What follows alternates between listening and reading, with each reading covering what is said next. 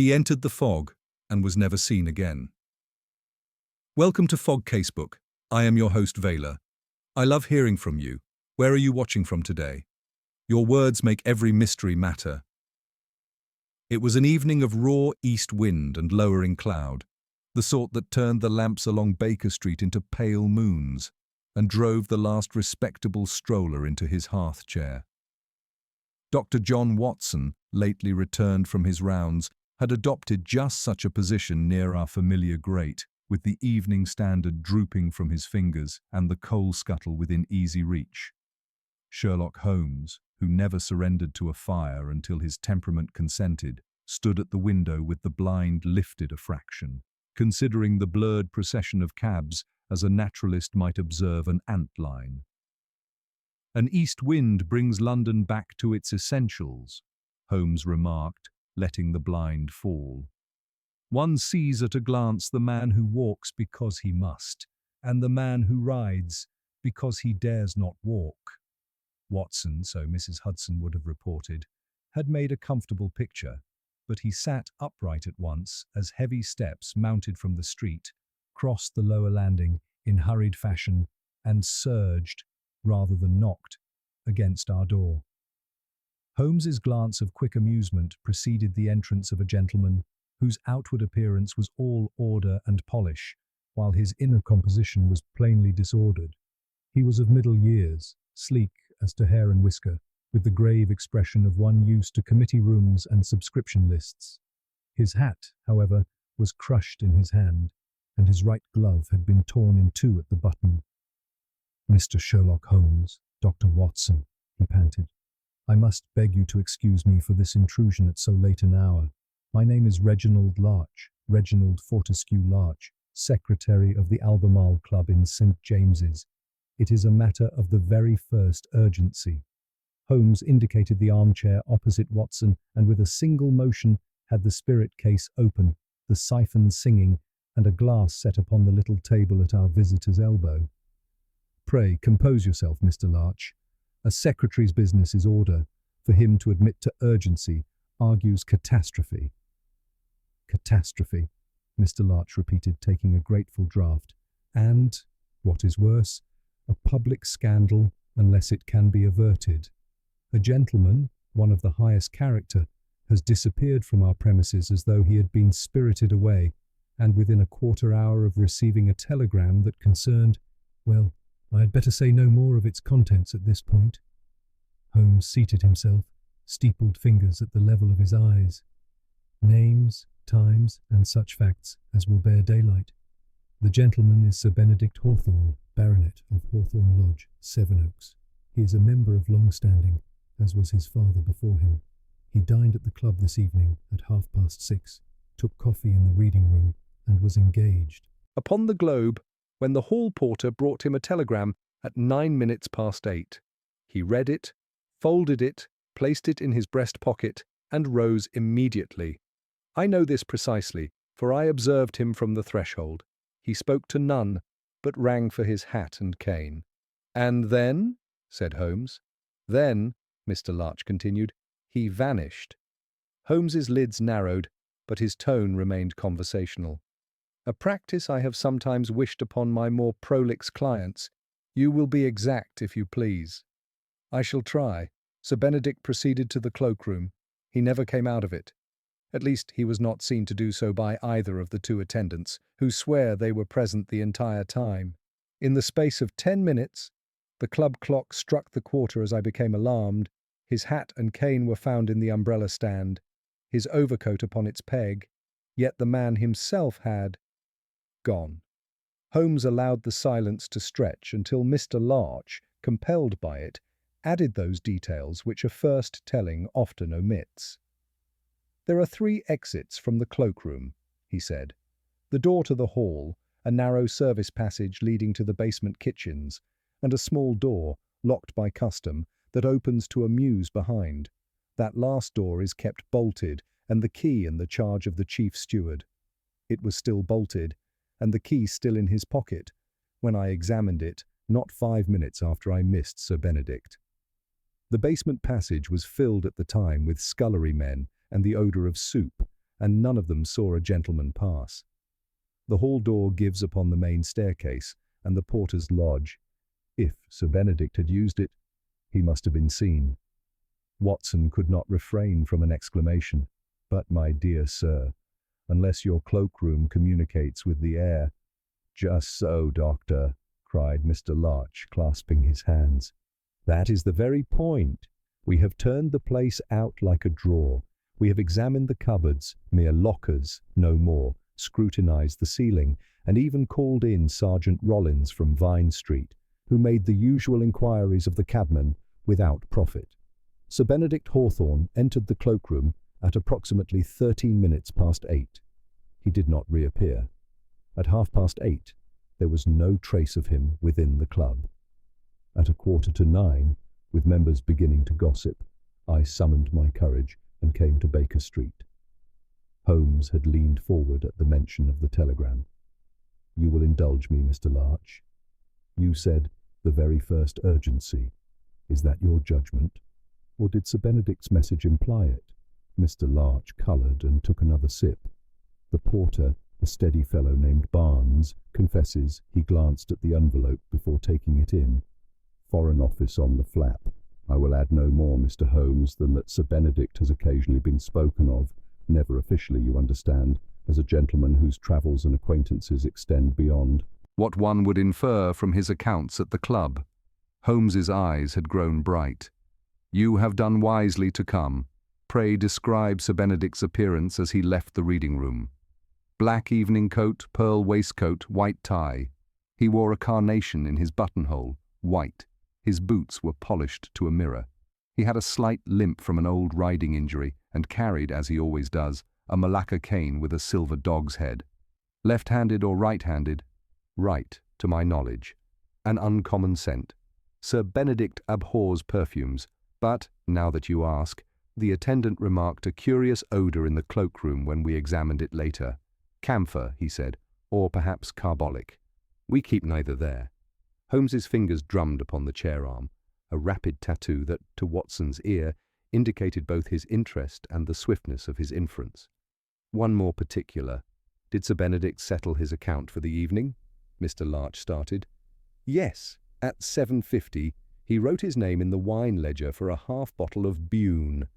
I noticed the entry because the ink had scarcely time to glisten before it appeared, well, dry. I recall remarking it to Barnes, who said the house had lately changed its ink. I don't know why I mention it."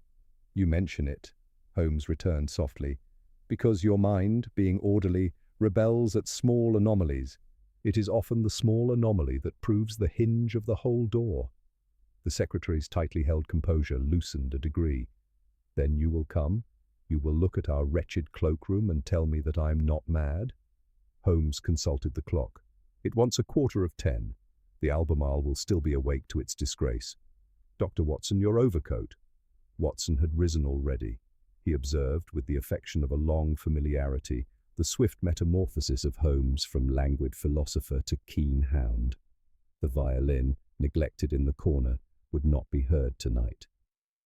Holmes thrust a small lens into his waistcoat pocket, made certain of the little leather case that held his instruments, and caught up his hat with an air of decision that reassured even a club secretary on the verge of scandal.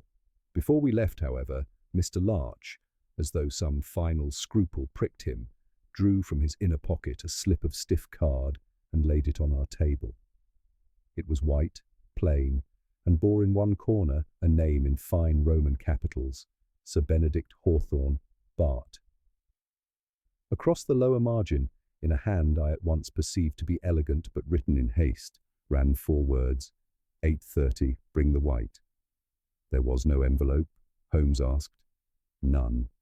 Barnes found it lying upon the reading-room side table after Sir Benedict had gone toward the cloakroom. He thought it a calling card misplaced and brought it to me only as I was leaving for Baker Street. Holmes regarded the 4 words with an expression that Watson had learned to fear and admire, half smile, half narrowing of the eyes. Bring the white, he repeated. A carnation is a white, a flag of truce is a white, linen is white, so is a kid glove, but there is also white, in another sense, the white queen, the white king, the white piece. His gaze lifted. "Mr. Larch, has your club a chess room?" "Indeed, yes. Sir Benedict was a first-rate player." Holmes rose. "Then let us go where a gentleman can vanish without moving a step. There, perhaps, we shall discover what white was asked, and why the ink that marked his last entry chose not to shine." The fog lay thick upon Pall Mall as our cab rattled towards St. James's, carrying with it three very different temperaments. Mr. Larch, still fretting aloud at intervals, I, with my mind filled with conjectures as to how a man might vanish from a cloak-room, and Holmes absorbed in that peculiar inward tension which to the casual observer seemed languor, but which I knew presaged his keenest efforts. He sat silent, the forefinger of his right hand pressed against his temple, his eyes half closed, yet alight with an energy that belied repose.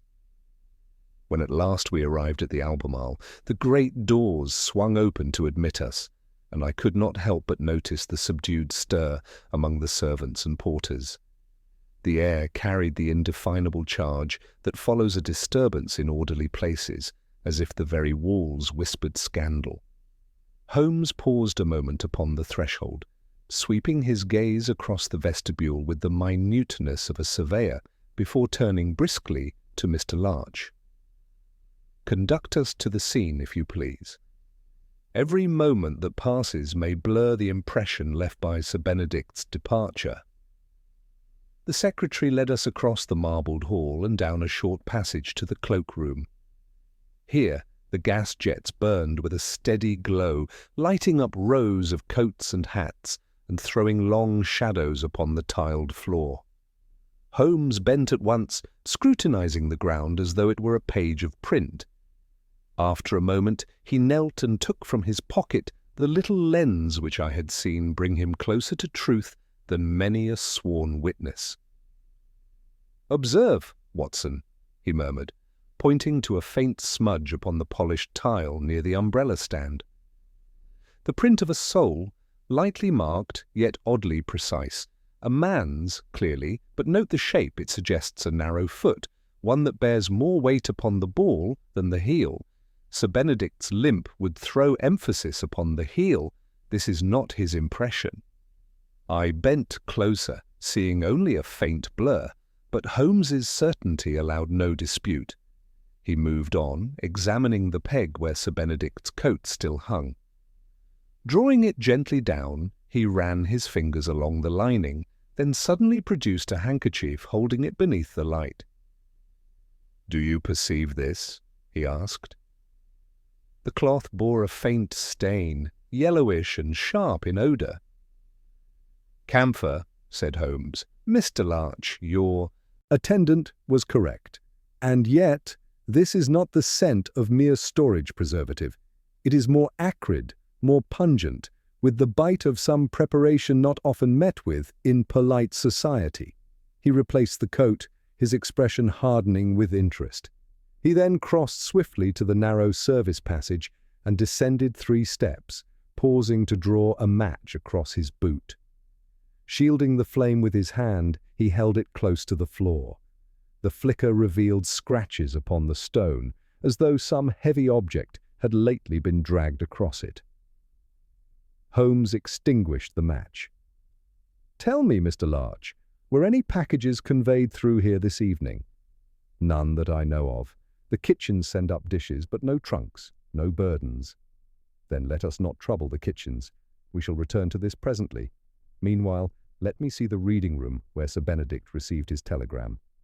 We retraced our steps to a chamber lined with newspapers and journals, still occupied by several members who whispered amongst themselves. The sight of Holmes caused them to fall silent, curiosity contending with club decorum. Mr. Larch conducted us to a side table near the window, upon which lay a blotting pad and a litter of journals. Holmes bent over the pad, then deftly raised its corner. He produced a small mirror from his case and held it against the paper, revealing in reverse a series of impressions left by earlier notes. One line, faint yet legible, caught his attention. It read, Tonight, 8:30. White. Curious, said Holmes softly. The same phrase as upon the card you showed me. Written by a different hand, I think. The strokes here are firmer, more angular. We are dealing perhaps with correspondence between two parties, both of whom knew the significance of white.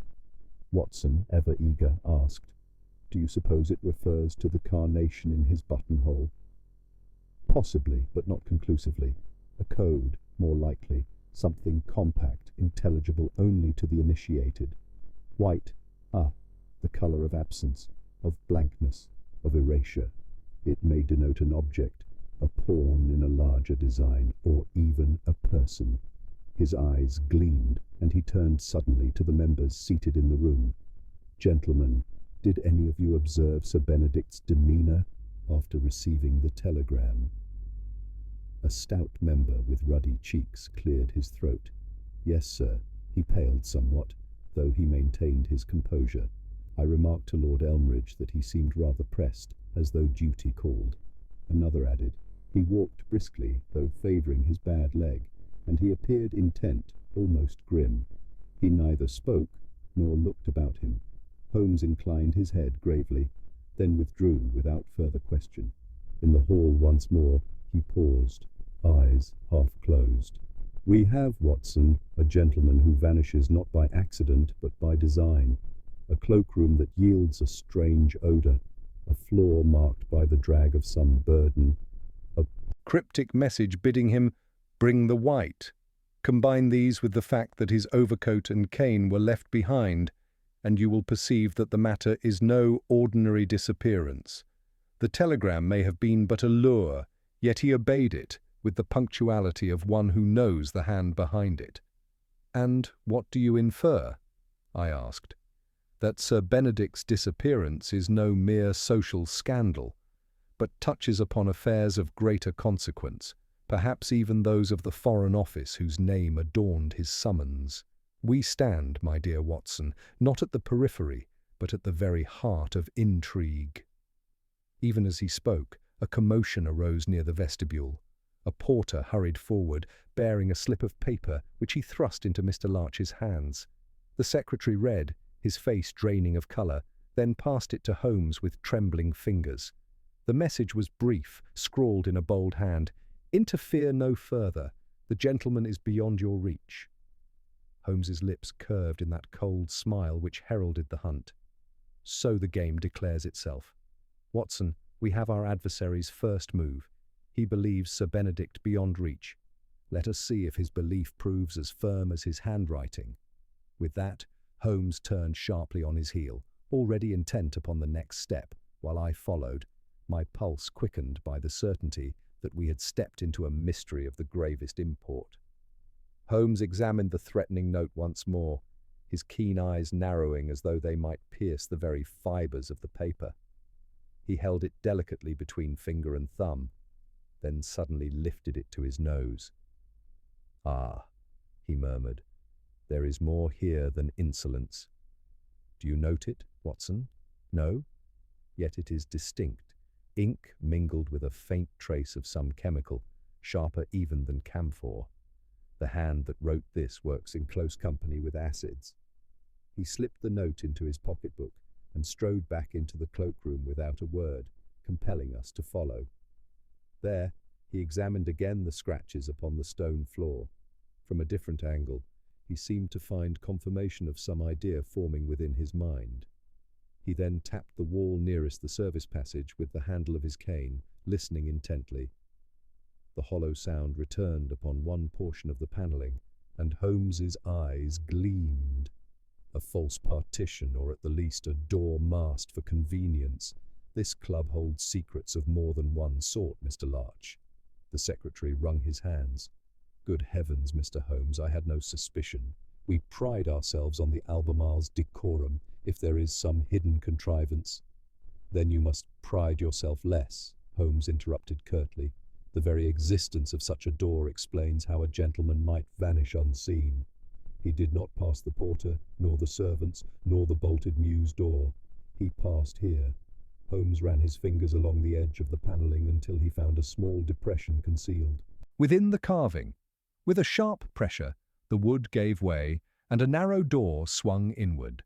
A gust of stale air met us, mingled with the unmistakable sting of chemicals. Watson, despite himself, recoiled slightly, but Holmes stepped forward, producing a match which he struck alight. The feeble glow revealed a cramped passage leading downward, its walls stained and damp, its floor bearing the drag marks we had already glimpsed. The air was close, as though long unventilated. "Remarkable," Holmes said softly. "We tread not upon club property alone, but upon a private arrangement. Let us descend." We followed, Mr. Larch trembling yet compelled by his duty. The steps led to a low chamber, stone-walled and ill-kept. A table occupied the centre, upon which lay scattered vials, glass tubing, and stains that spoke of recent experiments. A small brazier smouldered in the corner, releasing the pungent odour that had tainted both coat and note. Holmes moved from one object to another, touching nothing but observing all. At last he stopped before a peculiar contrivance, an oblong wooden chest, large enough to hold a man, its lid ajar. Within were traces of some white powder clinging to the lining. "Chalk? Flour?" I ventured. Holmes dipped a finger and touched it cautiously to his tongue. His face darkened. "Not so innocent, Watson. This is a preparation of chloral hydrate mixed with some soporific herb, a most effective means of stupefaction. Consider, Sir Benedict enters, responding to the summons. He is overpowered, perhaps not by violence but by vapour or draught. He is then conveyed. Here." He tapped the side of the chest. "In this, he could be borne through the service way, mistaken for a delivery, even amidst the bustle of the kitchens, thus the scratches upon the stones." Mr. Larch gave a strangled cry. "Then he was abducted before our very eyes?" "Precisely. And the perpetrators possess such familiarity with your club's arrangements as to suggest membership, or at the least, intimate access. This, Mr. Larch, is no affair of common thieves." Holmes struck another match and examined the table more closely. There, upon a corner, lay the burnt remnant of a card. Its edges were blackened, yet a single word remained visible. "White." He lifted it gently, his expression grim. "The message was duplicated, Watson, to assure the baronet of its authenticity. He obeyed, and here lies the snare." At that moment, the faint creak of a board above us reached our ears. Holmes's head snapped upward, and he extinguished the match at once. For a breathless instant, we stood in darkness, listening. Then came the sound of a door closing softly, followed by retreating steps. "We are observed," Holmes whispered. "Our enemy is not far." We hastened back up the passage, but by the time we gained the cloakroom, all was still. The hall beyond was empty, save for the impassive porter. Holmes advanced swiftly, scanning every face and corner, but whoever had lingered was already gone. He paused only long enough to question the porter, who swore no one had passed. Holmes regarded him keenly, then turned away without comment. In the cab returning to Baker Street, Holmes's manner was one of concentrated thought, his gaze fixed upon the window, yet seeing nothing of the foggy street beyond. I dared not interrupt until at last he spoke. "Watson, we are entangled in a net of uncommon cunning. Sir Benedict was lured by a code he understood, the white. He was rendered helpless, concealed, and carried forth from under the noses of his fellow members. We face adversaries both resourceful and bold, who fear exposure enough to threaten us with impunity. Yet mark this, they are not omniscient. Their haste betrayed them, for the very evidence they would conceal now guides us. The powder, the chest, the passage, all point to an organization with resources, not a lone miscreant." "And the note which warned us off?" I asked. "A blunder, though written with confidence. It proves that our intervention has been noted and feared. That, Watson, is to our advantage." He lapsed again into silence until the cab drew up before our familiar door. As we entered our sitting room, Holmes went straight to his chemical corner, where he examined the powder scraped from the chest. His swift manipulations confirmed his earlier pronouncement, and he made careful notes upon a sheet of paper.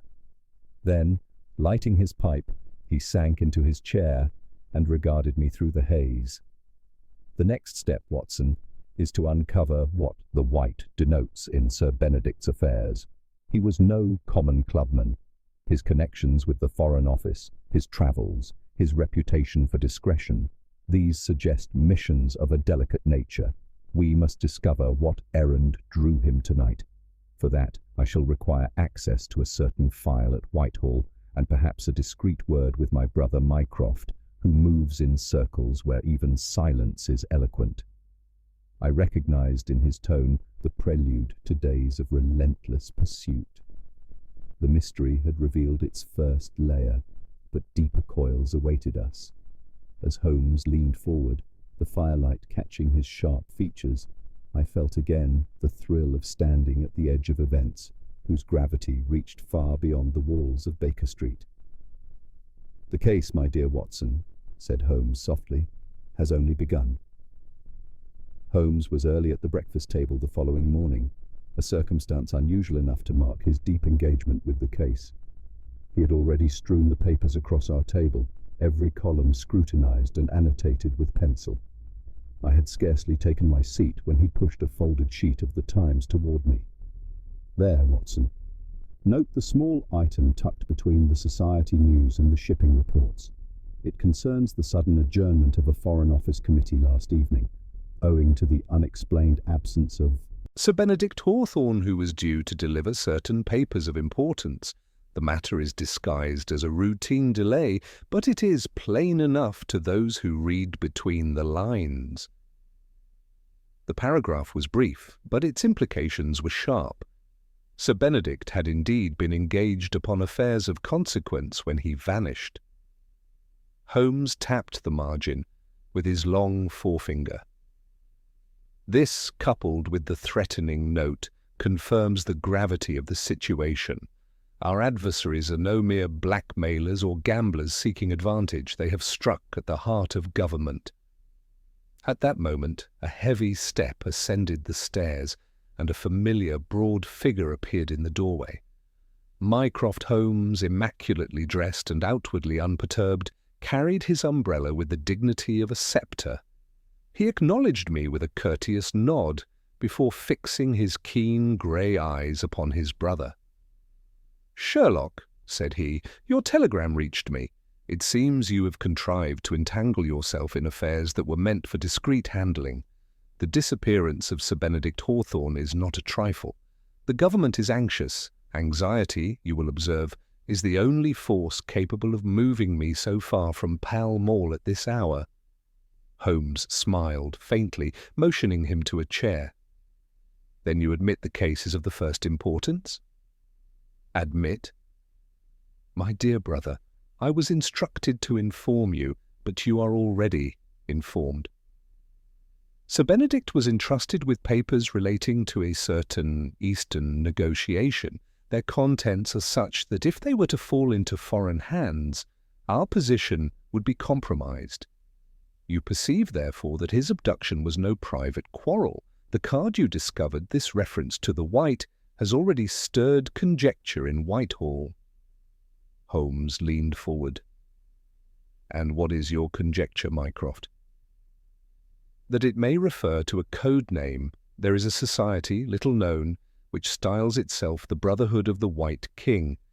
They are a clique of political intriguers who model their devices upon the strategy of chess, hence their choice of nomenclature. We have long suspected their hand in various affairs upon the continent, though never caught them so openly at work in London. If Hawthorne was summoned with that phrase, then he has been ensnared in their game." "Excellent," murmured Holmes, his eyes brightening. "That accords with the duplicate messages, the chess room of the club, and the calculated boldness of their manoeuvre. The drugged chest was but a pawn's move, clumsy in execution, but effective enough." Mycroft raised a heavy eyebrow. "Clumsy? You underrate them. They have accomplished the removal of a baronet under the eyes of Scotland Yard, the Foreign Office, and now yourself. Holmes's lips curved in his cold smile. "They have succeeded, Mycroft, only in making their move visible to me. It is one thing to play boldly, another to leave the board so littered with traces." Mycroft inclined his head. "If you are to intervene, you must do so quickly. The longer Sir Benedict remains concealed, the greater the peril to the state. I am authorized to place at your disposal certain resources, though you will scarcely accept them." Holmes waved away the suggestion. "I require only information and your silence. If these men are to be caught, they must not suspect the net until it is closed." Mycroft rose, adjusting his cuffs. "Very well, but remember, this is no mere parlour mystery. The adversary you face is as dangerous as any Moriarty, and perhaps more disciplined. I shall expect word before the week is out." With that, he departed as abruptly as he had come, leaving behind an air of gravity that lingered long after the door closed. Holmes remained motionless for some minutes, then rose with sudden decision. "Watson, our path is clear. We must learn what errand drew Sir Benedict to his fate. For that, we begin with his household at Sevenoaks. A man's servants often know more than his peers." By noon we were bound for Kent, the train rattling through green countryside, veiled with mist.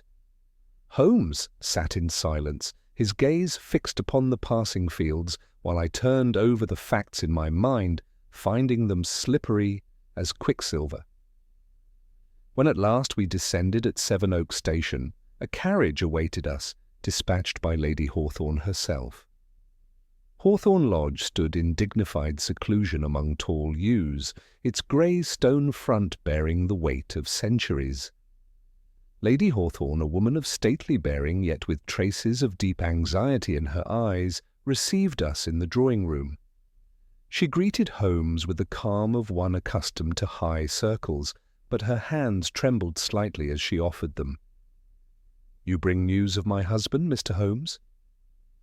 "Not news, Lady Hawthorne," said he gently, "but the promise of action. I must ask you certain questions, however painful." She inclined her head with quiet dignity. "Ask what you will. My husband has long served the Crown with devotion. If he is in peril, I would aid his rescue in any way." Holmes's manner softened, though his questions were swift and precise. "Did Sir Benedict speak of his engagements yesterday?" "Only in passing. He said he must attend the club, as some matter of state required him. He carried with him a small locked case, which he did not entrust even to his valet. He was grave, yet not fearful. He kissed my hand at the door, and said, 'If this goes well, my dear, we shall have secured peace for many a year.' Those were his last words to me." Holmes's eyes glinted. "A small locked case. And did he wear his customary white carnation?" "Yes. It was I who placed it in his buttonhole. He insisted upon it always, saying it reminded him of our wedding day." Holmes fell silent, pacing the carpet with measured steps. At length he turned. "Lady Hawthorne, you have been most helpful. I would ask to see Sir Benedict's study." She led us upstairs to a chamber lined with books and papers, the very air of which seemed saturated with his presence. Holmes examined the desk minutely, finding nothing at first, until he paused at the blotting book. He lifted it, and with his mirror revealed the ghost of a sentence. "White must be played at once." His expression sharpened. "Watson, the game deepens. This is no coincidence of flowers and attire. Sir Benedict was engaged in a match played not upon a board, but upon Europe itself, and he has been removed, as one removes a piece, from the game." He closed the blotter and turned to Lady Hawthorne. "Madam, take comfort. Your husband is not lost yet, but I beg you to speak of this to no one. Silence is your best ally." As we descended once more to the carriage, Holmes leaned close to me. We have reached the heart of it, Watson. The phrase, the brotherhood, the false passage, all point to a design most deliberate. The question is no longer who took Sir Benedict, but when and where they will play their next move. For that, we must return to London without delay. The afternoon sun was already dipping westward when Holmes and I returned to Baker Street, our journey from Sevenoaks marked by an unusual silence on his part. He leaned back in the cab, hands clasped beneath his chin, eyes half-lidded but alive with thought. I knew better than to disturb the delicate process of his reasoning, and so I allowed the rattle of the wheels to fill the interval until at last we were once more within the familiar sitting-room, with the fire kindled against the gathering chill. Holmes moved immediately to his desk, spreading before him the notes he had taken both at the Albemarle and at Hawthorne Lodge. He wrote swiftly upon a fresh sheet, pausing only to relight his pipe and pace the carpet in short bursts of energy. At length he thrust the paper across to me. Consider this, Watson. We have 3 references to White. First, the card, bring the White. Second, the blotter in Sir Benedict's study. White must be played at once. Third, the association of the Brotherhood with chess, styling themselves after the White King. These are not idle repetitions, they form a deliberate signal. I read the paper but confessed myself baffled. And what conclusion do you draw? That Sir Benedict was not deceived by a meaningless phrase, but by one charged with significance to him. He believed himself to be engaging with allies, or at least with persons privy to the same strategic game in which he was engaged. When he obeyed, he walked into their trap. I asked whether it might indeed be connected with his carnation, but Holmes dismissed the thought with a wave of his hand. No, no, Watson. Too trivial. The Brotherhood plays upon symbols of statecraft, not of sentiment. White here is a move, a signal in a contest upon the larger chessboard of Europe. Recall his words to Lady Hawthorne, if this goes well, we shall have secured peace for many a year. He was upon the brink of some negotiation, perhaps even a concession. His removal is no caprice, but a calculated manoeuvre. Holmes had scarcely finished when a knock sounded at the door, sharp and insistent. Mrs. Hudson admitted Inspector Lestrade, his expression a mixture of relief and vexation. He entered with his usual briskness, hat in hand, and wasted no time in preamble. "Mr. Holmes, Dr. Watson, I suppose you've heard of this business at the Albemarle? Disgraceful, if you ask me. A gentleman vanishing like smoke and Scotland Yard left to answer the papers. I've half a dozen reporters pestering me for statements." Holmes inclined his head. "We are acquainted with the facts, Lestrade. Indeed, we have already made certain discoveries. But tell me, what have you learned?" Lestrade produced a notebook, flipping through with a practised thumb. "Nothing to set the Thames alight, I fear. None of the servants saw Sir Benedict leave. We searched the kitchens, the cellars, even the dustbins. No trace. The telegram he received has vanished. We've traced the message back to Charing Cross Telegraph Office, but the form was handed in by a boy, no more than 12, who swears he was paid 6pence by a stranger in a grey cloak. That's all he knows. No description worth a penny." Holmes listened with polite patience, then asked to see the boy's statement. Lestrade handed it over. Holmes's eyes darted along the lines, then he tapped the margin with his pencil. "Observe, Watson, the boy says the man's voice was foreign, clipped, like when you bite words short. That is no triviality. Our adversaries are likely not Englishmen. Lestrade, you may dismiss the boy's lack of description, but to me, his ear has given us the first clear indication of nationality." Lestrade frowned. "Foreign spies, eh? That'll set the yard buzzing if I say it aloud." Holmes leaned forward, his tone iron. "Say nothing aloud. That is the first rule if you wish this matter to be resolved. Every whisper at the yard reaches the ears of the very men we pursue. If you value Sir Benedict's life, you will keep silence and leave me to act." Lestrade bristled, then subsided with a shrug. "Very well, Mr. Holmes. I know your methods. If you can do better than we've managed, you'll have my gratitude and Scotland Yard's reprieve." When he had departed, Holmes turned to me with renewed energy.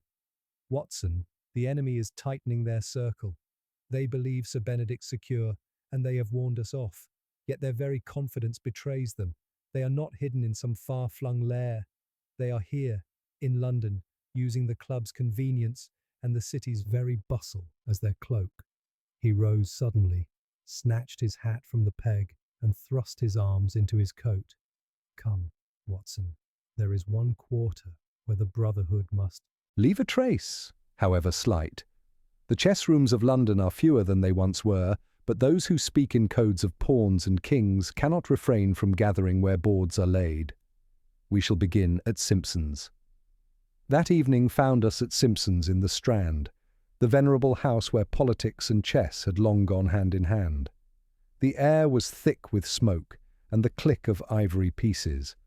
Holmes, moving with his usual quiet authority, scanned the room until his gaze alighted upon a tall, pale gentleman with a pointed beard, engrossed in a match. His opponent was a heavy-set man with eyes too watchful for one absorbed solely in the game. Holmes seated himself at a nearby table, feigning indifference as he unfolded the evening paper. He observed the board with covert glances, then leaned toward me. "Note, Watson. They play not for amusement, but for signal. The pale fellow advances his white bishop thrice in succession, a reckless manoeuvre in open play, yet deliberate as a sign. And see, the other responds with his knight, as if completing a ritual." I watched in bafflement, unable to distinguish mere eccentricity from the supposed code, but Holmes's intensity admitted no doubt. At length, when the game concluded, the two men rose and departed separately, though not before exchanging a glance that bespoke understanding. Holmes sprang to his feet. "We have baited the line at last. Quick, Watson, after the bearded man. He will lead us closer to the heart of the Brotherhood." We followed discreetly into the foggy night, keeping a careful distance. The man strode with purpose along the Strand, turned into a narrower street, and vanished through a doorway unmarked by any sign. Holmes's hand gripped my arm. "There, Watson, a nest, if ever I saw one. But we must not rush in blindly. First we observe, then we strike." We lingered in the shadows, the mist wrapping us round. From within came the faint scrape of chairs and the murmur of voices, low but intense. Holmes's face, pale in the lamplight, bore the expression I had come to recognize at the threshold of revelation: alert, calculating, inexorable. "The game quickens," he whispered. "Sir Benedict is near, or news of him. One false move, and we are checkmated. But play it rightly, and we shall turn their own white against them." Holmes and I stood in the chill mist, pressed into the shadowed recess of a doorway opposite the nondescript building. The bearded man had disappeared inside, and already the glow of lamplight showed faintly through the drawn curtains of an upper room. The Strand's ceaseless traffic muffled our presence, yet Holmes remained motionless, his lean figure taut with concentration. His gaze lingered on the doorway, as though willing the very walls to divulge their secret. At length he spoke, his voice pitched low. "You perceive, Watson, that we are at the very threshold. The Brotherhood does not meet in some distant cellar or rustic inn, but here, in the pulsing heart of London. They rely upon audacity and the cloak of the commonplace.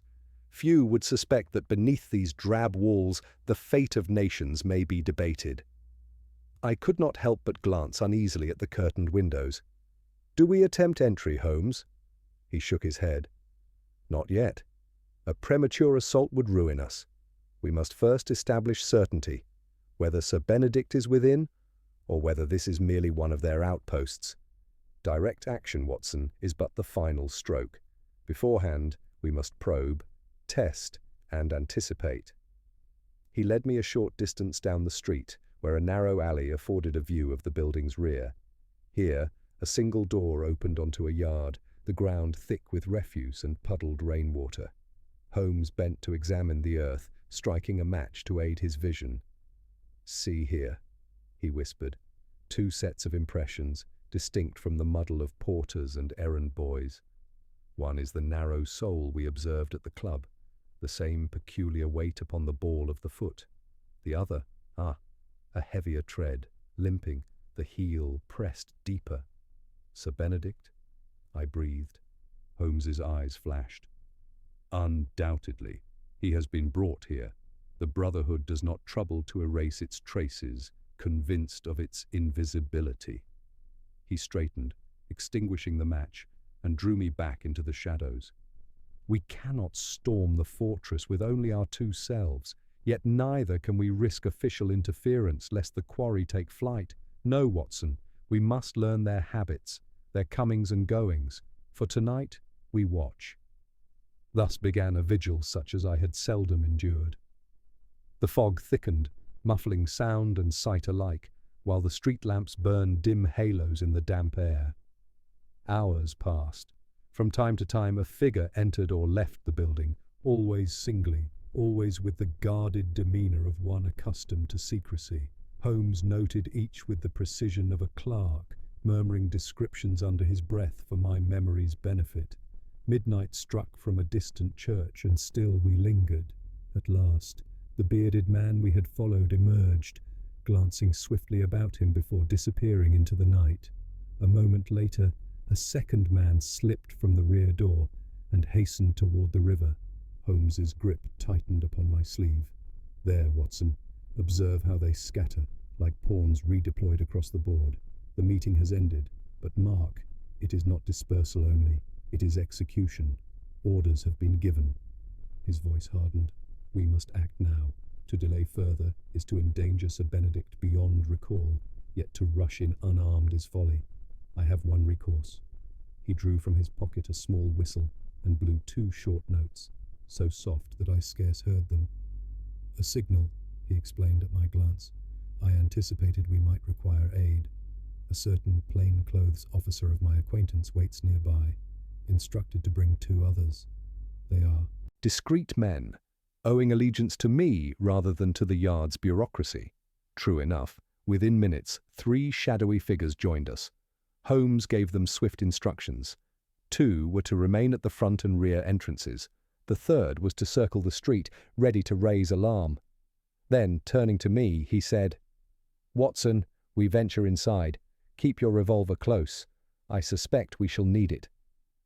With infinite caution, Holmes approached the rear door. Producing a thin steel instrument, he manipulated the lock with a deftness that bespoke long practice. In less than a minute, the bolt yielded, and we slipped within. The passage was narrow, smelling of damp stone and extinguished lamps. We groped forward, guided by Holmes's hand upon the wall, until we reached a stair ascending to the upper floor. A faint murmur of voices drifted down, though the meeting itself had adjourned. Holmes signalled for silence, then mounted with noiseless tread. At the landing, a door stood ajar, a sliver of light spilling through. Holmes bent, peering within, then motioned me to follow. We beheld a chamber sparse of furniture but rich in evidence, a long table strewn with papers, several chairs still warm from recent use, and upon the mantel a chessboard, its pieces mid-game, the white king cornered, the black poised for checkmate. Holmes advanced swiftly, rifling through the scattered sheets. Many were in cipher, lines of figures and symbols incomprehensible at a glance, yet upon one his eyes fixed with satisfaction. He beckoned me to his side. It was a schedule, written in English. Transfer to Dockside Warehouse, Limehouse, 2 a.m. consignment, the White. "Watson," he breathed, "we are in time. Sir Benedict is to be moved tonight. Limehouse within the hour. Come, we must intercept them." Even as he spoke, the creak of a board behind us froze our blood. A shadow filled the doorway, and a harsh voice cried out in a foreign accent, "Who goes there?" Holmes sprang forward, seizing the lamp and hurling it to the ground. Darkness engulfed us as a pistol cracked, the shot splintering wood above my head. I fired in return, blindly, and heard a cry. Holmes gripped my arm, dragging me through the blackness, down the stair, and out into the yard where our allies waited. Shouts rang out behind us, but we gained the street, breathless yet unscathed. Holmes wasted no time. "To Limehouse," he commanded, hailing a cab. "The Brotherhood moves its piece upon the board, but we shall be there to counter." As the wheels clattered eastward through the fog-wrapped city, Holmes's face was alight with that fierce illumination I had seen only in the gravest of cases. He leaned close, his voice low but vibrant.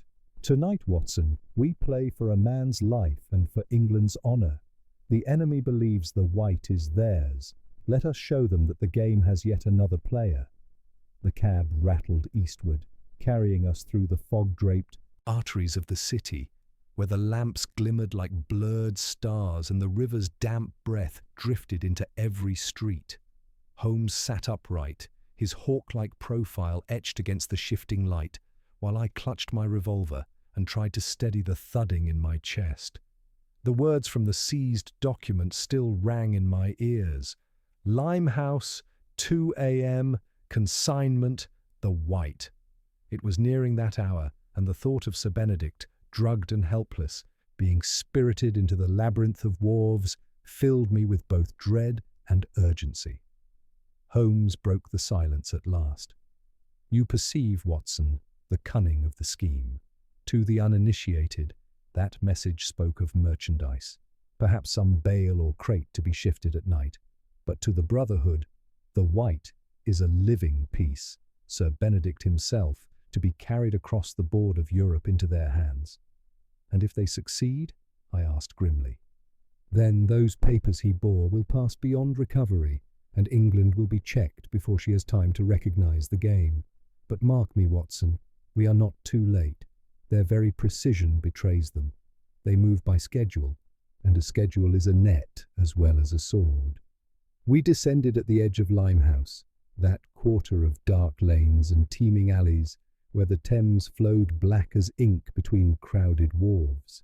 A pall of mist lay thick upon the river, and the creak of masts mingled with the sullen lap of water against stone. Holmes led us swiftly along a narrow street, his steps unerring despite the shifting fog. The plain-clothes men who had assisted us earlier followed close, silent and watchful. At length, Holmes halted before a vast, weather-stained warehouse whose shuttered windows loomed blank against the night. A faint light glimmered at one upper slit, and from within came the muffled thud of movement. Holmes pressed a finger to his lips, then crouched to examine the ground. His match flared briefly, revealing the wheel marks of a cart recently drawn up, and the broad prints of boots dragging some burden within. He rose, his voice a whisper. "We are upon the very threshold. Now, Watson, we must divide our forces. You and Turner," he indicated one of the officers, "remain at the rear, covering the waterside entrance. Macready, the side door. Clark, with me at the front. At my signal we close in. If they attempt flight, do not hesitate." Thus positioned, I found myself crouched behind a pile of tarpaulin at the yard's edge, my revolver clutched in readiness, the fog wreathing about me. The moments crept by with intolerable slowness. From within came the murmur of voices, foreign, clipped, and urgent. Then a sound of scraping wood, as though a crate were dragged across the floor. My nerves tingled with the certainty that Sir Benedict lay within. Suddenly, a sharp whistle cut through the night. Holmes's signal. We sprang from our posts. At the same instant, the warehouse door burst inward, and Holmes leapt through like a hound at the scent. I followed close, my heart pounding. The scene within was one of startling drama. A group of 4 men clustered about a great wooden chest set upon the floor, its lid half raised. Within, swathed in blankets and pale as marble, lay Sir Benedict Hawthorne. His eyes were closed, his features slack with the heavy stupor of drugs, but a faint rise and fall of the chest assured me that life yet lingered. Holmes's entrance threw the assembly into confusion. One man drew a pistol, but my shot rang out and sent it clattering to the floor. Another lunged with a knife, only to be felled by Clark. The remaining two bolted for the side entrance, but were met by the officers we had stationed.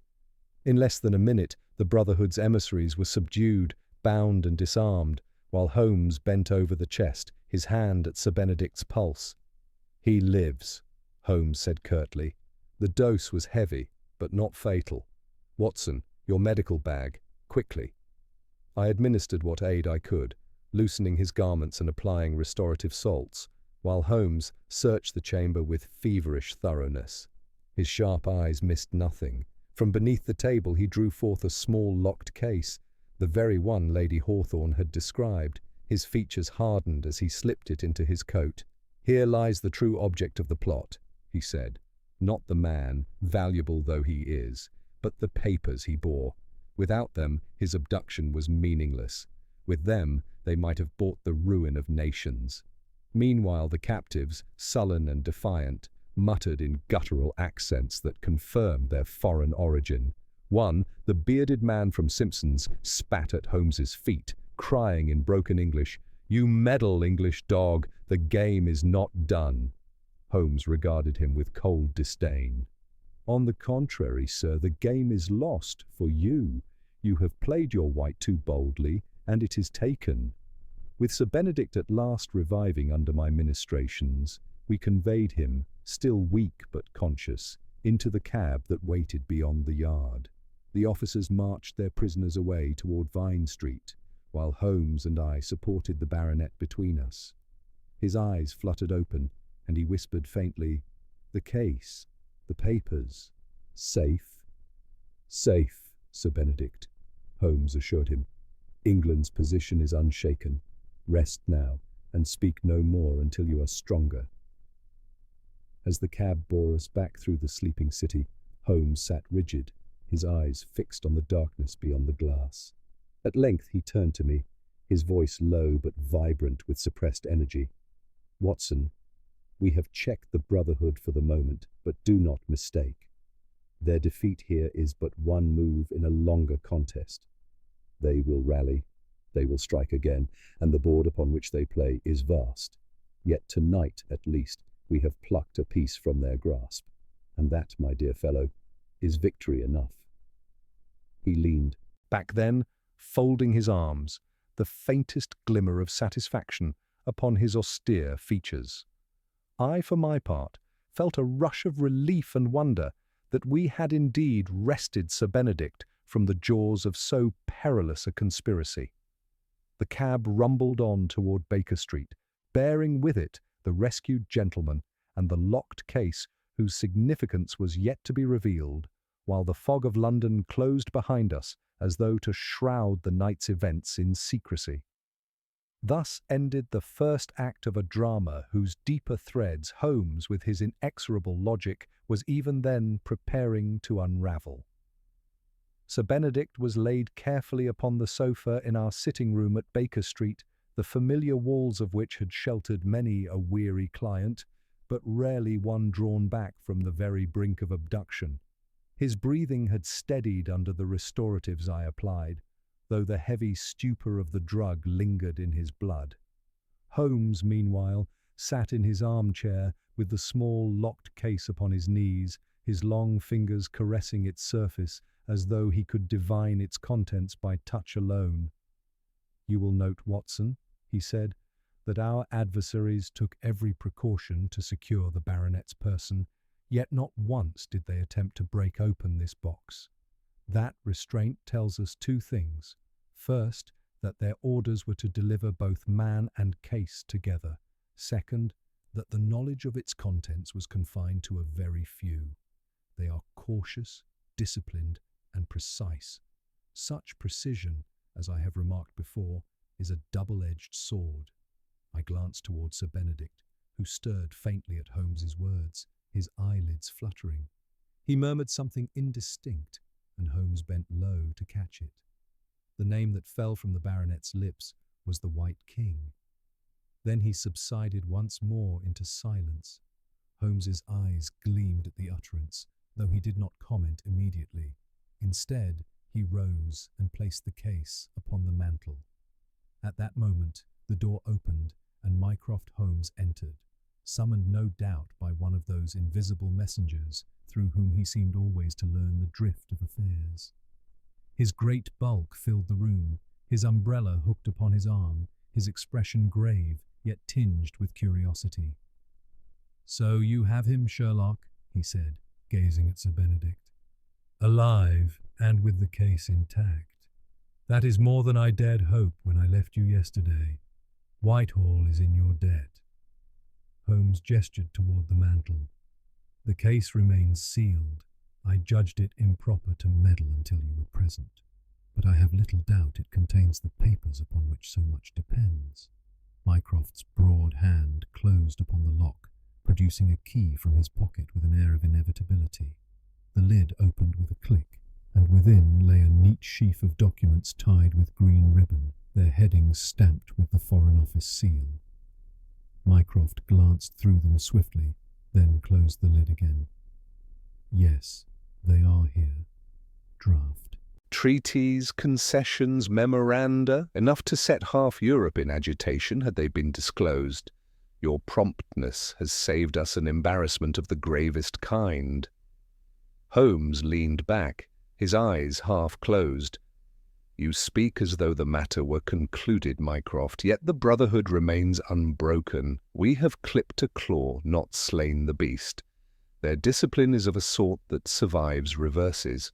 Indeed, I suspect they anticipated failure as one possible outcome and have prepared accordingly." Mycroft gave a short, weary nod. "That is likely. They will not abandon their designs merely because one attempt miscarried. The question is, what next?" Holmes rose and began to pace, his pipe sending thin spirals of smoke into the lamplight. "We must interpret the utterance Sir Benedict gave. The White King. He spoke it unconsciously and therefore truly. It is either the code name of the man at the Brotherhood's head, or else the title of the scheme itself. I incline to the former. The game of chess is their emblem, and no piece is more potent than the king. If such a figure exists, then we contend not with scattered conspirators, but with a master strategist." The silence that followed was broken only by the crackle of the fire. Mycroft regarded his brother steadily. "Sherlock, if you mean to pursue this phantom, you do so without official sanction. Whitehall cannot afford open war with a secret society whose very existence we are obliged to deny. But you have never asked for sanction." Holmes smiled thinly. "Sanction? No. Opportunity? Yes. Leave me to my own methods, and I shall smoke this White King from his lair." It was near dawn when Mycroft departed, bearing the case with him and leaving us with the baronet still slumbering. Holmes stood for some time at the window, watching the pale light seep into Baker Street. Then he turned to me with sudden decision. "Watson, it is plain what we must do. The Brotherhood believes itself invisible. We must show them that their cloak is frayed. Our adversary watches for every move, and so we shall make one calculated to draw him forth. It is time for a trap." Before I could inquire further, a weak voice sounded from the sofa. Sir Benedict, his strength partially restored, had opened his eyes. He looked from Holmes to me, then struggled to speak. "They sought the papers, but more, they sought me. I was to deliver a proposal. Peace on terms that would strip them of influence. They could not permit it." His words came haltingly, but the resolve behind them was clear. "Beware, the White King. He is here, in London." Holmes leaned close, his hand upon the baronet's shoulder. "Rest, Sir Benedict. You have said enough. Leave the matter in our hands." Later, when the baronet slept again, Holmes sat opposite me, his gaze sharp and calculating. "Do you mark his last words, Watson? The White King is here in London. That confirms what I had begun to suspect. The Brotherhood's leader is no distant figure directing pawns from afar. He is present, close enough to observe our every step. The warning note we received was his own hand. He watches, even now. A sudden unease seized me, and I glanced at the curtained window, half expecting some hidden eye. Holmes noted my movement and gave a thin smile. Yes, Watson, the thought is uncomfortable, but foreknowledge is power. If he watches us, then we must show him what we wish him to see. He drew from his pocket the burnt remnant of the card we had found in the secret passage. With meticulous care he laid it beside the warning note, studying the scripts. 2 hands, yet one mind behind them. Both bear the same angular economy. Our White King is no careless writer, he measures each stroke. I shall find him by that measure, as surely as a hunter by the spoor. I knew better than to question his confidence. Holmes thrived where others quailed. Yet as dawn broadened and the city awoke, I could not shake the impression that we had merely touched the hem of a vast design. The Brotherhood was wounded, not slain. Its king remained at large, his pieces still upon the board, and Holmes, in his relentless pursuit, had resolved to play until the game's conclusion, whatever the cost. Thus, the rescue of Sir Benedict proved not an end, but a beginning. We had saved the man and his documents, but in doing so had drawn into the open an adversary whose shadow stretched across Europe, and whose next move, Holmes declared, was already taking shape. The morning after Sir Benedict's recovery dawned grey and damp, the kind of London day where the fog seemed to cling to the very bones. I had slept little, my mind restless with the weight of what we had uncovered. Holmes, however, showed no sign of fatigue.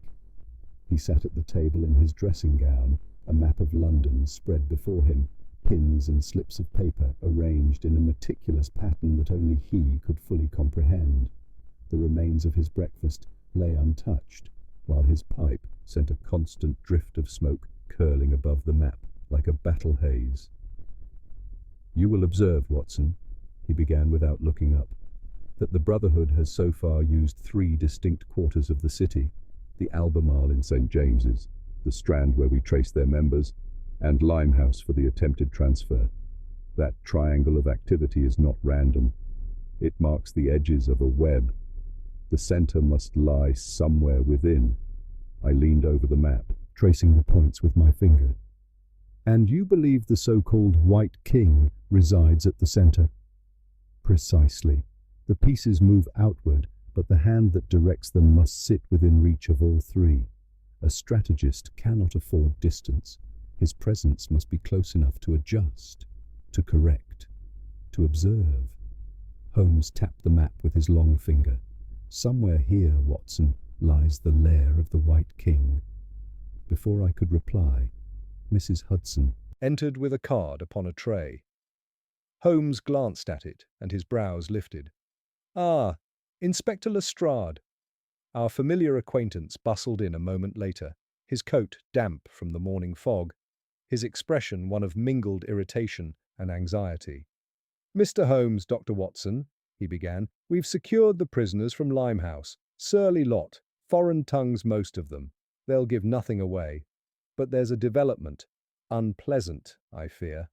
Holmes motioned him to the hearthrug. "Pray, proceed." "One of the men we took, Borg, the bearded fellow, was found dead in his cell this morning.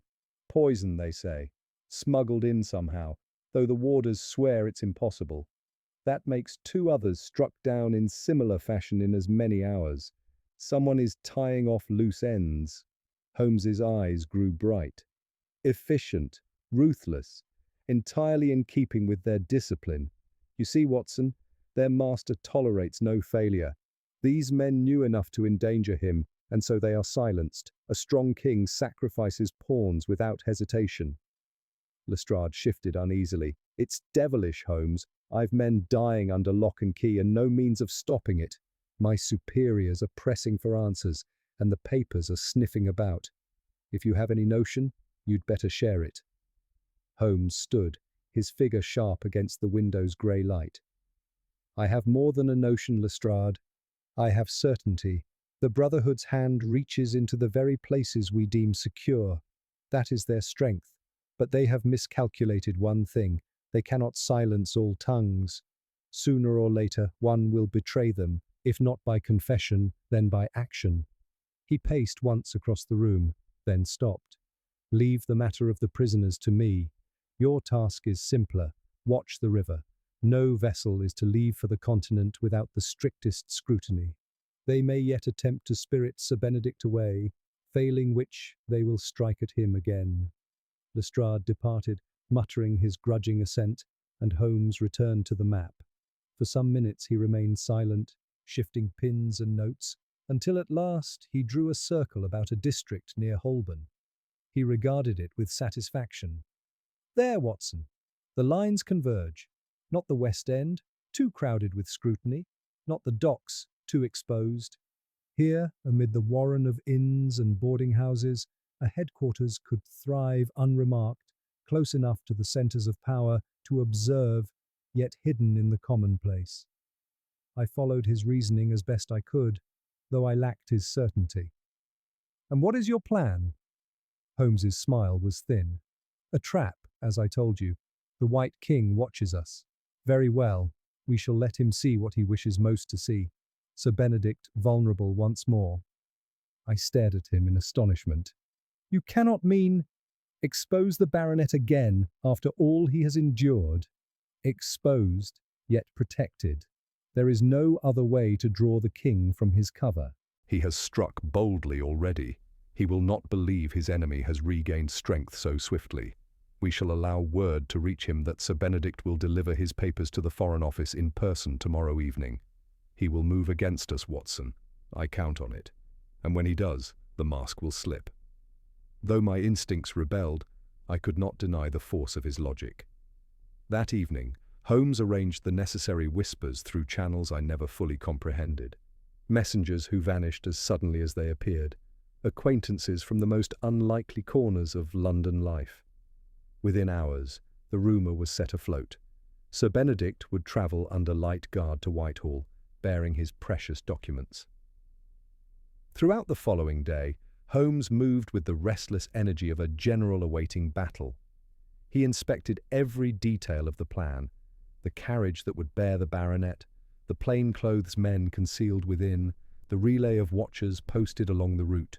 Sir Benedict himself, though still weak, consented with admirable fortitude, remarking that he would rather serve as bait than lie idle while his country stood in peril.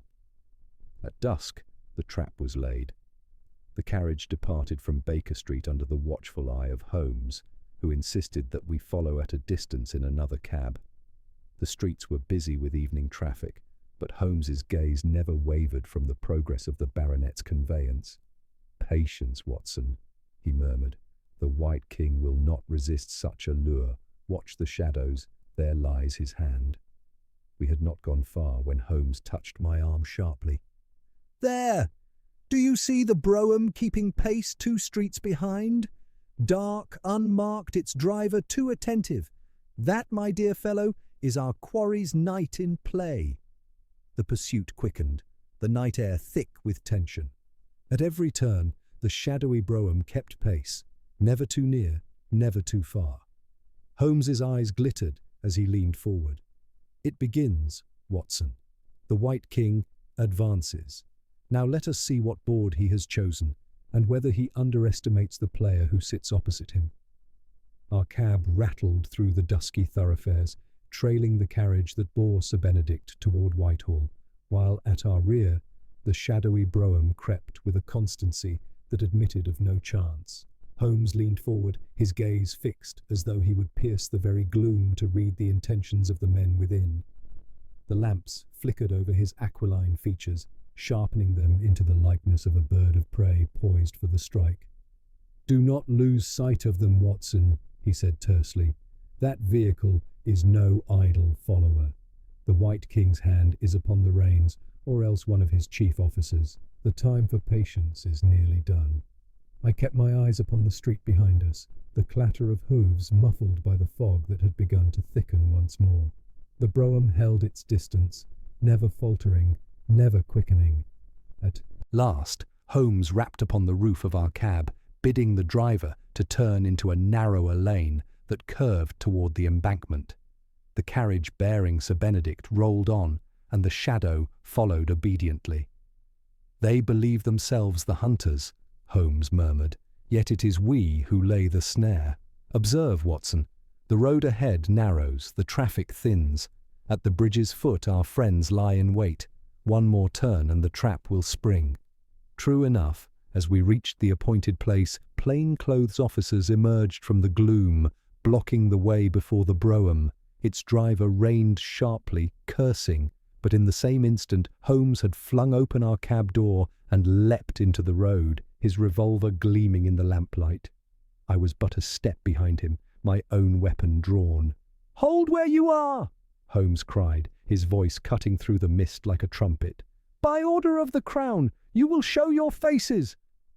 The driver made as though to whip up the horses, but a warning shot from Clark, one of the officers, sent the animals rearing. Two men sprang from the carriage's interior, one lean and sharp-eyed, the other broad-shouldered with a scar across his cheek. Their hands darted toward hidden weapons, but they found themselves ringed in steel before they could act. Then slowly, with an air of disdainful composure, a third figure descended. He was tall, thin, and impeccably dressed, his cloak falling back from his shoulders with theatrical grace. His face was pale, the features narrow, the eyes coldly luminous under arched brows. A faint smile curved his lips as he regarded Holmes. "So," he said in flawless English tinged with an accent I could not place, "the celebrated detective of Baker Street lays his hand upon the board at last. But tell me, do you truly believe you have captured the king?" Holmes's eyes glittered. "If not the king himself, then his herald. But I think, sir, that you do not waste your time upon pawns." The man inclined his head with the slightest mockery. "Perhaps, perhaps not. Yet even a king may walk among his pieces when the moment demands. You are bold, Mr. Holmes. Boldness is admirable, though it often precedes a fall." At Holmes's signal, the officers closed in. The tall man raised no struggle, but his smile never wavered. As his cloak was drawn aside, I noted a chess piece clutched in his gloved hand. The White King itself, carved in ivory. He placed it deliberately upon the cobblestones before Holmes, as though making the final move of a match. "You may claim a victory tonight," he said softly, "but the game does not end with the loss of a single piece. Remember that, detective. The board is larger than you know." He offered no further resistance as the irons were clapped upon his wrists and he was led away with his companions. Holmes stooped to retrieve the ivory king, turning it over in his fingers with an expression half triumphant, half grim. "A symbol, Watson," he murmured. "The man has confessed by his own hand. Whether he is the true master, or but the mask of one, he wished me to believe he is the White King, and perhaps he is." Sir Benedict's carriage, meanwhile, had halted a little way ahead, the baronet leaning from the window with evident concern. Holmes strode forward to assure him of his safety, and only when the baronet was conducted onward to Whitehall did my friend permit himself a breath of satisfaction. We returned to Baker Street as dawn broke pale over the city, bringing with it the hum of awakening traffic. Holmes placed the ivory king upon the mantel, where it gleamed ghost-like in the firelight. He sank into his chair, drawing his dressing gown about him, his expression thoughtful rather than exultant. "You see, Watson," he said at last, "the enemy revealed himself because he could not resist the challenge. Such men are ever compelled to measure themselves against their opponents. Vanity, pride, these are the flaws by which they may be snared. And yet—" he paused, his brows knitting. "And yet I do not deceive myself. This victory is but provisional. The Brotherhood has many pieces left upon the board, and their designs are not ended by the capture of one man, however formidable. The shadow stretches wider than London into the courts and chancelleries of Europe. We have struck a blow, but the match continues." I regarded him with admiration. "Then you believe he was indeed the White King?" Holmes allowed himself the faintest of smiles. Whether he was or not scarcely matters.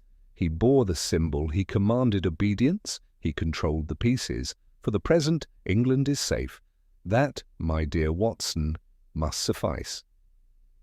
The fire burned low, and the city beyond our window stirred with the promise of a new day. Sir Benedict Hawthorne was restored, his papers delivered, the immediate peril averted. Yet, as I looked at the ivory king upon the mantle, I could not shake the sense that the game Holmes had spoken of was far from concluded. In that pale figure of carved bone lay the reminder of an adversary, cunning, patient, and relentless, an adversary whose moves might one day bring us again into the thick of peril. Holmes leaned back, his eyes half closed, a wisp of smoke curling upward from his pipe. "Check," he murmured. "Not yet checkmate, Watson, but check none the less, and that for tonight is enough." Thus ended that extraordinary chapter in the chronicles of Baker Street, leaving behind both relief and unease. We had glimpsed the hand of a master conspirator, felt the chill of a plot that spanned borders, and though we had prevailed in that night's contest, we knew the board still lay set for struggles yet to come. And as ever, I marvelled that in the midst of fog and danger, it was the unerring mind of Sherlock Holmes that held the key to England's safety. The days that followed the dramatic capture were a curious mixture of triumph and unease. Sir Benedict, restored gradually to health beneath Lady Hawthorne's devoted care, came to Baker Street to offer his thanks, though Holmes waved them away with characteristic impatience. The baronet's papers were delivered in due course to the Foreign Office, where they were said to have secured concessions abroad that would ensure a season of peace. Mycroft, unruffled as ever, merely observed that a door which was nearly left ajar has now been firmly shut, and declined further elaboration. Lestrade, for his part, was flushed with pride at being able to parade the arrested men before his superiors, though he could never bring himself to admit how close the case had skirted beyond his grasp. The tall stranger, who had surrendered with such calm disdain, remained in custody under heavy guard, yet Holmes refused to declare the matter concluded. Indeed, it seemed to stir in him not exultation, but something nearer to melancholy reflection. One evening, some weeks later, as we sat by the fire, I ventured to remark upon the ivory king that still occupied the mantelpiece. "Do you truly believe, Holmes," I asked, "that we have laid hands upon the White King himself?" He drew thoughtfully upon his pipe before replying. "I believe, Watson, that we have removed a piece of rare importance, one whose loss the Brotherhood will not easily replace. Whether he was their supreme commander or merely their instrument, time alone will reveal. But mark me, such societies are hydra-headed. Cut off one and another may rise. The truer victory lies not in their temporary defeat, but in the knowledge that we have discerned their method. That is our safeguard." He leaned forward, eyes bright in the lamplight.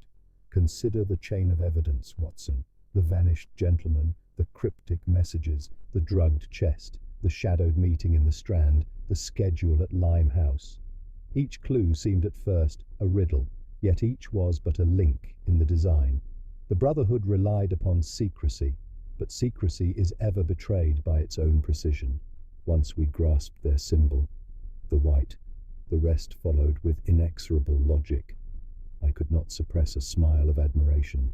And yet you downplay what you have achieved. England sleeps secure because of your deductions." Holmes waved the compliment aside with a flick of his hand. "Sure, my dear fellow. What is one solved puzzle to the great tide of affairs? The world spins on its course, whether I sit in Baker Street or not. I am but an interpreter of trifles, nothing more." There was silence for a time, broken only by the crackle of the coals. Then Holmes rose and stood at the window, gazing into the fog-draped street below. "Still, Watson," he said at last, his voice softer. "I confess the game has quickened my blood. The White King thought himself beyond reach, Yet he revealed himself for the sake of vanity. It is ever so. The proudest players stumble where the smallest pawn would tread carefully. That is the eternal flaw of men who seek power. They cannot resist showing their hand. He turned then with a faint smile. Come, Watson, you shall have your tale for the chronicles. Title it what you will. The world will read it as an adventure. Yet remember, behind the drama lies a truth. We are but temporary actors upon a vast board, and the true contest never ends. And so I set down the record of the case, which I have called the mystery of the Vanishing Gentleman, though to Holmes it was ever the game of the White King. Sir Benedict returned to his estates, his honour intact, while London resumed its endless stir as though nothing had passed within its foggy streets. But upon our mantle the Ivory King remains, a silent reminder of the peril that brushed close, and of the man whose genius turned peril into victory. Holmes himself spoke no more of it, save once, when he observed with dry amusement, "It is well, Watson, that the Brotherhood plays by rules, for rules, however obscure, can be read. Were it otherwise, why then, not even Sherlock Holmes could save the game." With that, he relit his violin and filled the night with its plaintive strains, while I sat back, marvelling once more at the brilliance and enigma of the man who was my friend. Thus ended the adventure, leaving behind both satisfaction at the triumph won and a lingering awareness that somewhere in the unseen corners of Europe other hands were even now arranging the pieces for another contest upon the eternal board.